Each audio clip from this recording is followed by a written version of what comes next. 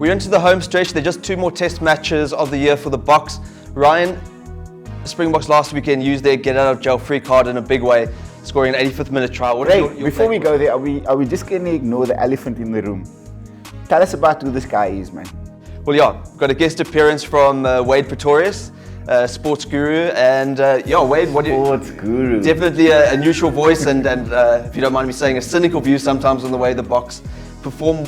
You can kick us off then. What did you make of the last weekend? Well, I actually really enjoyed it. I was watching with the crowd in Sun City in a bar there, and it's clear to me that the Boks still mean a hell of a lot, even though they played sort of an iffy game for the majority and snuck out of. The critical thing is, how are you affording Sun City on a journalist salary? Yeah, I guess it's not what you know too, you know. It's white privilege. Well, he's also a golf journo by trade and dabbles in the other stuff.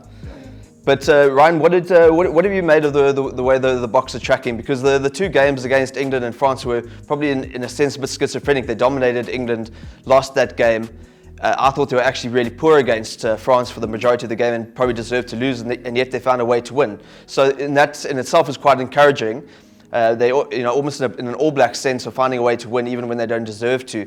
But I think they used the kicking game too much. They almost played within themselves, and I'm hoping to see a little bit more ambition against Scotland. Yeah, definitely. The way you described it is perfect, schizophrenic. I thought they were tactically schizophrenic. So I've said a million times that I think the way to go for the Boks tactically is a pragmatic approach, right? So I don't feel like it's the game plan that was at fault. I feel like it's the execution of the game plan. Having said that, I couldn't understand why when they launched the box kick, for instance, and then pressure defense, and they kick it back, and then there's suddenly this wide, expansive play, and then drift between this wide, expansive play and just like pounding it up through the phases close in. When they were doing the latter, they looked excellent. They looked excellent. France had no answer. But then they kind of drift back to that expansive play again without earning the right to play that way, and that cost them. Like it kept France in the game. I couldn't understand why they done that. And then, ironically, in the closing kind of minutes of that game, they played close, and that's what got them the opportunity to score that winning try.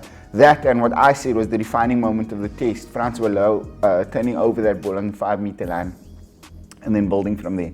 But yeah, they've got to stick to what they do best, and what they do best is just pounding the opposition into submission, playing in their territory with those box kicks and the up and unders. I've got absolutely no problem with that. It's a way to go for the Springboks tactically, but we've got to move away from this tactical schizophrenia. Well, I think the players' opinion is one that seems to resonate throughout the team. Is that the tactical approach from the team hasn't changed from previous eras and reigns, but it's the technical element that Rassie and the coaches are really driving home. So maybe there's an element of teething in terms of getting used to embracing that technical knowledge, and for the players to go on the field and actually execute as they need to, and also to become, take ownership of that technical side of the game. We maybe haven't always seen it from previous Boks players. I mean, Victor Matthews was a guy who was always known as that line-out guru, would watch video after video. So maybe the players are also learning, in a sense, a new way of viewing the game and taking on those technical, little finer elements of the game. Right, and it's what you're saying is right, because in a Super Rugby environment, it's a results-driven game, right? And the week is so short in preparation for the next game that I can't imagine there's lots of time for that technical kind of preparation. So it's a new dimension of learning that is added for the players. And of course, there'll be individuals that are Tom Brady-esque in their devotion to watching film, right?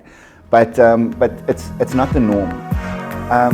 But having said that, something that Wade said earlier on, I disagree with him. I think Rassie is absolutely the man for this job. I think that his tactical approach is perfect and spot on.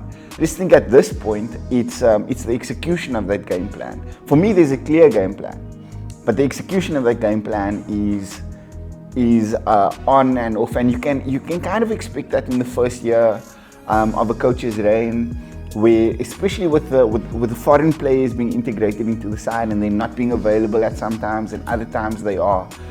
These things are bound to happen. Year 2, year 3, I'm not going to be this apologist for Rassie in this context. But the first year, I understand. Yeah. I understand. I mean, I think Wade's of the opinion that Rassie is the right man for the job, but you're probably looking at a 50-50 win-loss record and questioning. I think Rassie, in the absence of other alternatives, is definitely the best man for the job.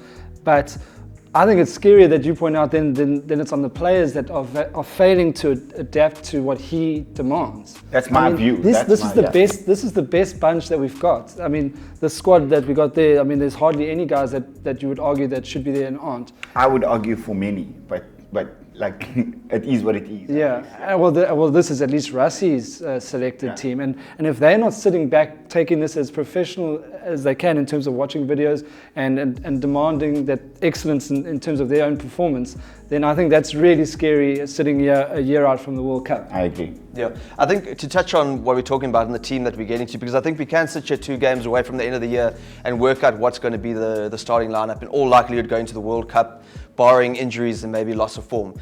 To start with the pack, it looks like Kitchoff, in all probability, might just edge ahead of Beast. Then we've got Malcolm Marx, Frans Malherbe, definitely the guy at 3, Ibn Smith, Franco Mostert, Siya Kolisi at 6, and then I reckon you'll have Peter Steph-Tutoy settling at 7, Dwayne Vermeulen at 8. Any complaints there, Ryan? I've absolutely got a complaint there. Like the balance of the back row for me is critical. Like if Francois Lowe is available, Francois Lowe must play. And in that case, I understand why we accommodate Siya. His form hasn't been great, and but for me, if you're gonna accommodate him, you've got to accommodate him on the blind side then. And yes, that raises all sorts of new issues. But easy better than the other blindside options that we have on present form. No, right? But the key focus for me here is Francois Lowe. Francois Lowe, for me, has to play at 6 whenever he's available. He is an incredible player who brings an added dimension to the Boks defense. I mean, if we want to speak about the World Cup, we can speak about the World Cup. It's a type of tournament that can be won on moments, right? And Francois Lowe is a moments guy. He showed that on Saturday, created the defining moment of the test. But he can still add that off the bench. But now we're also raising a huge problem with Siya. I mean, he's the captain of the team. So if we're going to change captaincy now, then that should have been done probably on this tour to let the new leader groom himself. Yeah, I'm not saying we must change captains. I'm a big supporter of Siya's. But I think what we gain with Francois Lowe versus what we potentially lose with Siya at blindside is worth the shift. If Peter Steph is left out for Siya, but we've got Francois and Dwayne Vermeulen completing that back row, for me that can work. Siya at open side, and then say Peter Steph or Dupree and Vermeulen. For me, that doesn't work. That doesn't work. That's exactly what we were talking about yesterday with Dupree, and I was asking, where's Jean-Luc in terms of Whiteley. I just feel like this tour has really given us what we need to know about him in this capacity. For me, Whiteley must play off the bench. In terms of the balance of that back row and the way the Springboks play, I can't see us fielding a back row like we did on Saturday and winning consistently. The balance is just not there. Before we get too caught up in talking about the forwards, let's move to what the back line might be. So Faf de Klerk, 100 Pollard, surely no arguments as the first choice half-back pairing. Damien Delende, I think, is just ahead at number 12. I think it's too late for anyone else to come in there. The wingers, Deanti and Corsi, Billy Leroux, surely the fullback. At 13 is the one position I think maybe is still relatively up for grabs. Jesse Creel now getting an opportunity with Lukanya Am being injured, but I actually think Am probably would just be edging ahead of him if he was available. Yeah, definitely. I think Am is, from what I've seen and heard, he's the preferred candidate at 13, and you can see why Creel's blown it hot and cold for a long time, and I suppose Am is sort of being looked at now as the guy to deliver at a more consistent level. You can't go into a crucial game and have a guy have a mare and drop the whole flow of the side. I think he fits in well with the attacking options around him, and I think Am for me, barring fitness, I mean that's obviously a massive concern as we go forward. I'm not a huge fan of the midfield combination of Deelander and Jesse Creel. I said before that I think both are like good Super Rugby players. And in the context of the way Rassie wants to defend, I think their physicality brings the dimension to that amplifies that kind of facet of play. But beyond that, kind of like